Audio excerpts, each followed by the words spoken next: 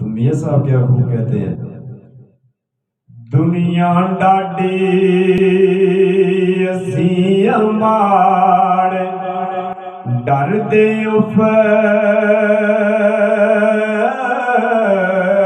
नहीं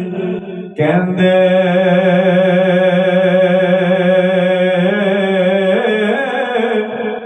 टुर गने महबूब जिनांद नायो ज्यूंदे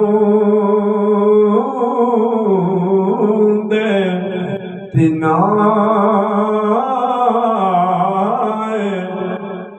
मरदे। तो मियाँ साहब ने क्या खूब कमाल किया कि दुखिए दी गल दुखिया जान सुखिए नू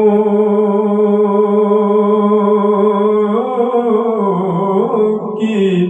खबरा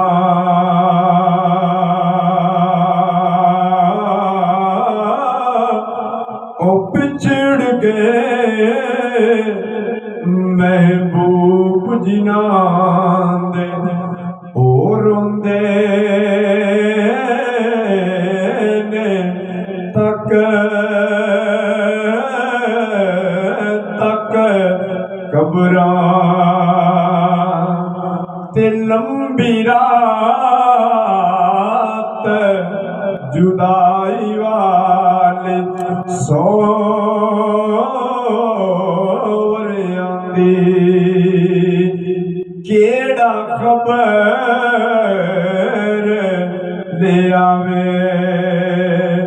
ओ सजना दूर गया।